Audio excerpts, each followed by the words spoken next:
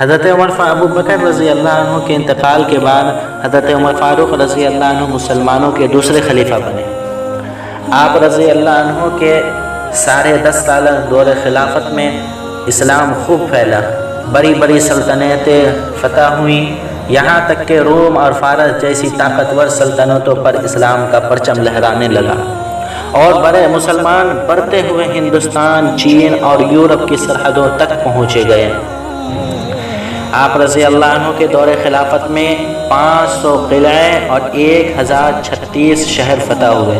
آپ رضی اللہ عنہ کی خلافت کا رقبہ 22.5 لاکھ مربع میل ہے، بیان کیا جاتا ہے۔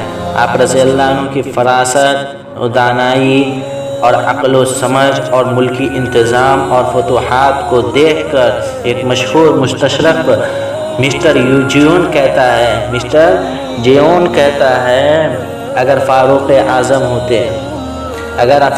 اعظم ہوتے یعنی 10 سال اور ہوتے، وہ دور خلافت 10 سال ان کی اور قائم رہتی، وہ تو پوری دنیا میں اسلام کا بول بالا ہوتا، اسلام کا بول بالا ہر جگہ مچ جاتا، اسلام کے علاوہ کوئی دوسرا مذہب نہیں ہوتا۔ میرے بھائیوں، حضرت عمر فاروق رضی اللہ عنہ کی خلافت کے بعد حکام اور خلفاء کے لیے ایک مثالی نمونہ ہے، لیکن جس چیز کا ڈر تھا وہی ہوا۔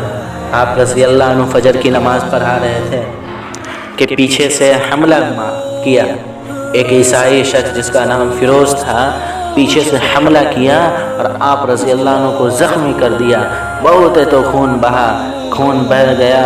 آپ رضی اللہ عنہ جب پیچھے عبد الرحمن بن عوف کھڑے تھے، ان کو پکڑا اور ان کے آگے بڑھا دیا، اور حضرت عمر فاروق رضی اللہ عنہ پوری دنیا کو مثال دی ہے کہ جان دی ہوئی اسی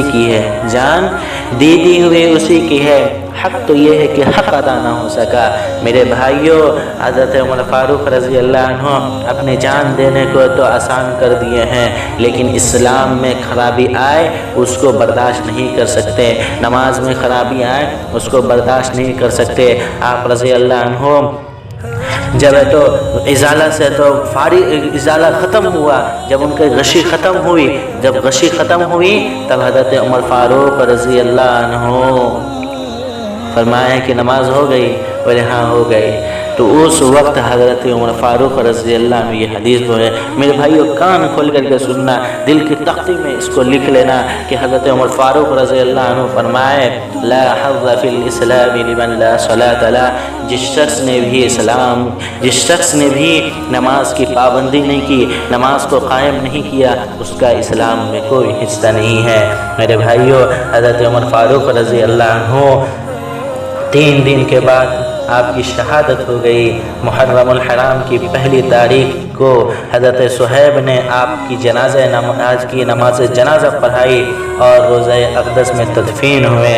میرے بھائیو، حضرت عمر فاروق رضی اللہ عنہ نصیحت دے گئے ہیں کہ جو بھی کچھ ہو جائے، جب تو پریشانی آئے، اللہ کو یاد کرنا، اللہ کو نہ بھولنا، نماز کی پابندی کرنا، نماز کے تو جو اس میں فرائض ہے اس کو سمجھ کر کے پڑھنا۔